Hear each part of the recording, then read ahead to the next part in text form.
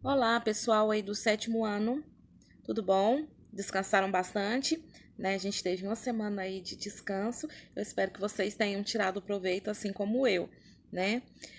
Vamos a mais uma correção das nossas atividades, dessa vez correspondentes ao bloco 10. Nesse bloco, esse bloco corresponde a uma continuação do texto que nós vimos lá no bloco 9. Relembrando, no bloco 9, nós vimos a respeito, né? Nós começamos a estudar um pouquinho a respeito da mobilidade urbana no Brasil. O que é essa mobilidade urbana? São os vários meios de transporte e a forma com que esses meios eles estão inseridos naquela determinada cidade. Então, nós vimos que os meios de transporte eles trazem para nós é, um olhar sobre a situação desigual, né, sobre a desigualdade social, ou seja, né, enquanto uns estão aí andando de carro 0 quilômetro, né, enquanto uns andam em carro de luxo, outros sofrem aí, né, no transporte público, pegando ônibus aí superlotados, ou às vezes em veículos em situação precária, né? Então, a questão do transporte nos diz muito a respeito da desigualdade social que está inserida não só em nosso país, mas em todo o nosso continente, ok? Então, vamos à correção das nossas atividades. Na questão número 1, diz assim: a partir do texto estudado no bloco anterior, responda às questões abaixo. Da número 1. A falta de mobilidade urbana no Brasil, um problema recorrente nas grandes metrópoles do país, vem se tornando uma questão com soluções cada vez mais difíceis. Cite suas principais causas. Então, dentre os principais fatores desse problema, né, que contribui, né, para o inchaço, quando a gente fala inchaço, é a superlotação, né, de pessoas e de veículos. Esse inchaço, essa dificuldade em termos de mobilidade, é, ela se deve principalmente ao grande crescimento urbano. Esse crescimento ele aconteceu principalmente no século XX, né? Pela mudança do quadro da população. A população aqui no Brasil, por exemplo, até antes desse século, né? E no início do século também, ela era uma população mais rural, ou seja, as pessoas elas moravam mais nas áreas rurais, mais no campo do que na cidade. Mas aí, né, depois dessa década aí, principalmente pela Revolução Industrial, as indústrias se instalaram nas cidades, o que fez com que a população saísse do campo e fosse para a cidade, principalmente em busca de emprego. Só que isso gerou uma superlotação nas cidades, né? E é esse reflexo que a gente tem hoje. Né? Então, quando fala-se de inchaço, é essa sensação de uma cidade superlotada. Aqui em Rio Verde, a gente não tem muito isso, né? A nossa cidade não é muito lotada igual os grandes centros, né? Quem já morou em São Paulo, no Rio de Janeiro, até mesmo em Goiânia, sabe do que eu tô falando. Principalmente nos horários de pico, né? O trânsito fica muito intenso, né? Lá em São Paulo mesmo, dependendo do horário que você sair, né? Dependendo se for em horários de pico, você tem que sair 2, 3 horas antes do seu compromisso, porque você vai chegar com um certo atraso, porque tem o congestionamento, porque o trânsito é muito intenso nessas cidades, ok? Mas vamos aí à resposta, né? Vocês podem colocar assim: é, dentre os fatores que contribuem para o inchaço nas cidades, podemos citar o grande crescimento urbano, a oferta ruim dos serviços públicos de transporte e a ausência de políticas de mobilidade. Ok? Então, essa seria aí a resposta da 1. Então, falou-se aqui no transporte público, né? O transporte público nas grandes cidades, ele não é suficiente para atender a demanda, né? Então, a população naquele determinado horário, principalmente nos horários onde de 7 às 8 horas e de 5 às 7 horas da noite, né? Onde as pessoas estão indo e voltando do seu trabalho, há uma concentração populacional e uma concentração no trânsito muito grande, né? São os chamados horários de pico. Então, o transporte público ele não consegue transportar todas essas pessoas sem que haja aí um acúmulo, uma superlotação, né? E está falando aí da falta das ciclovias também. As ciclovias são aquelas áreas especiais para os ciclistas, né? Então, essas áreas, elas possibilitam um trânsito melhor, mais seguro para os ciclistas. Então, como não tem as ciclovias, eles não se arriscam a ir para o trabalho de bicicleta, né? Então, isso acaba gerando uma maior lotação, além deles ficarem ali na via mais perigosa, né? E gerar também uma lotação, ok? Na número 2, muitos movimentos sociais urbanos, além de lutarem pela mobilidade urbana, reivindicam que as cidades se construam em torno da mobilidade urbana sustentável, cujo conceito envolve, vamos lá, o que seria sustentável? É algo que se sustenta, é algo que consegue se manter, né? É algo que não prejudica muito o meio ambiente, né? É algo que ou não prejudica ou prejudica pouco o meio ambiente. Então, dentro desses conceitos, vamos ver lá qual que se encaixa nesse termo aí, mobilidade urbana sustentável. A prioridade de conservação da natureza em detrimento da disseminação de veículos, ou B, a combinação de desenvolvimento urbano, qualidade ambiental e justiça social, ou C, a redução da emissão de poluentes no ambiente urbano pelos meios de transporte, ou D, o reordenamento das cidades a fim de garantir a preservação das áreas naturais. Então, não tem como a gente reordenar as cidades, né? Mudar a organização não tem como mais, né? E também não tem como a priorizar a preservação urbana, né? Em detrimento e acabar com todos os veículos, falar assim, não vai ter mais veículos porque nós precisamos preservar a natureza. Não tem como, né? Então, o que seria mais adequado aí, né, seria uma combinação de um desenvolvimento urbano e uma qualidade ambiental e uma justiça social, né? Então, o correto aí, né, seria o que está afirmando na letra B, ok? Na C aí, a redução de emissão de poluentes no ambiente urbano pelos meios de transporte. Seria uma solução, sim, porém, a curto prazo ela seria inviável, né? Teria que mudar todos os meios de transporte. Então, não tem como. Então, a mais correta aí seria a letra B. A 3. Leia o texto a seguir. O sistema de rodízio de veículos está esgotado em São Paulo. Entendo que chegou a hora do pedágio urbano, decretou Cândido Malta, professor da Faculdade de Agricultura, Arquitetura e Urbanismo da USP, anteontem, durante o Fórum de Mobilidade Urbana.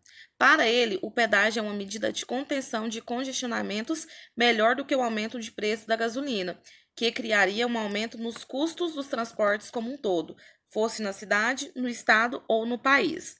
Além do sistema de rodízio e do pedágio urbano citados na reportagem acima, cite uma outra medida possível para promover a mobilidade urbana nas cidades.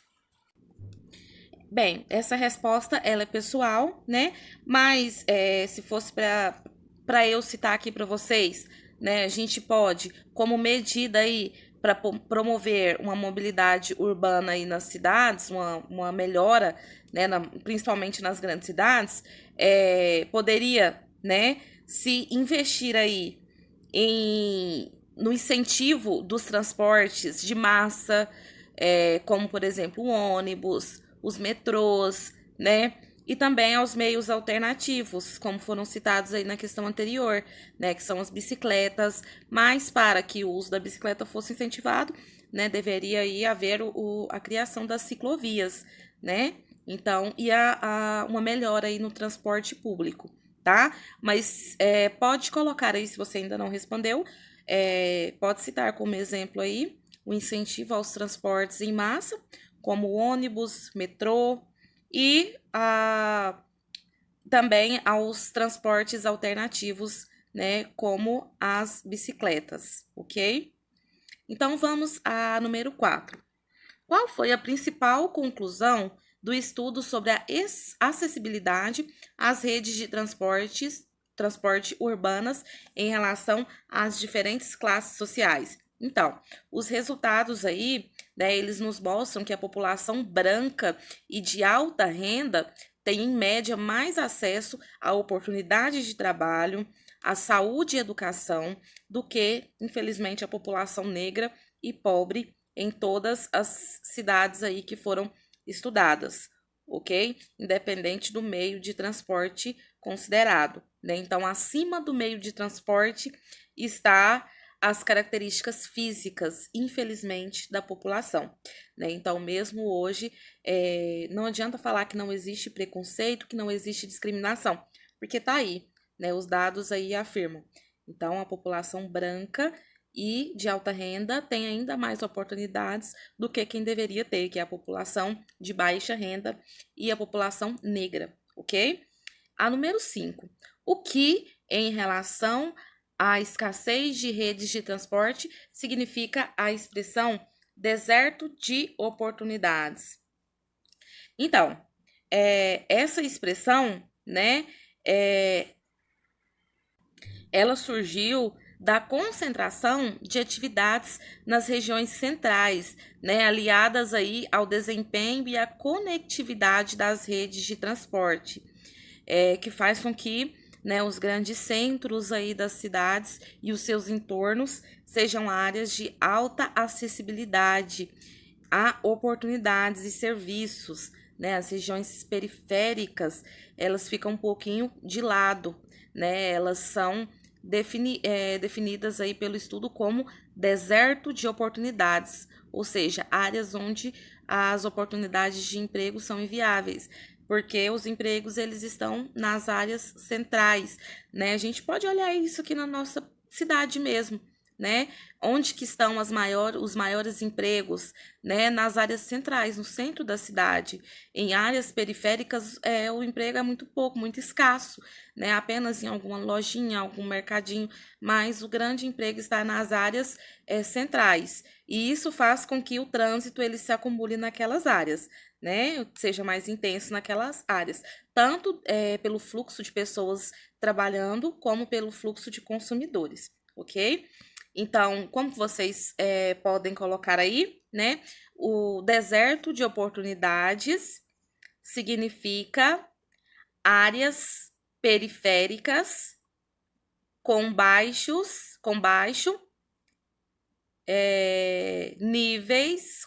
níveis de oportunidades de trabalho, ok? Na número 6. Analise agora a situação da rede de transporte em nossa cidade e responda as perguntas. A. Você já fez uso do sistema de transporte público, ou seja, os ônibus de Rio Verde? Essa resposta é pessoal, né? Bem, vou responder a minha, tá? A minha resposta. Eu já fiz sim uso do transporte público em Rio Verde, mas faz muito, muito, muito tempo, tá? Eu acho que faz uns 10 anos aí que eu usei o transporte público de Rio Verde, né?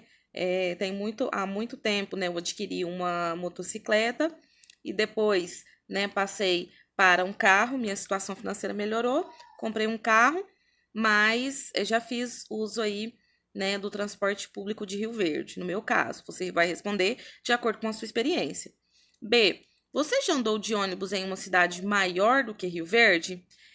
Que diferenças notou? Sim, tá? Eu andei de ônibus na nossa capital, lá em Goiânia, quando eu fui em uma viagem, né? E eu fui de manhã, bem de manhãzinha, acho que era umas 6 horas da manhã, porque eu queria ir na feira, né? Numa feira que tem lá, bastante famosa, porque vende roupas de baixo custo, né? Baixo preço. Então eu fui. E o que eu mais percebi é que os ônibus são bem mais lotados. Aqui no horário em que eu peguei o ônibus aqui em Rio Verde, quando eu andei, né, há 10 anos atrás, é claro que não dá para tirar muito de base, mas, né, como essa foi a minha experiência, então eu tô tirando de base as duas experiências que eu tive. A experiência em Goiânia foi mais recente, né?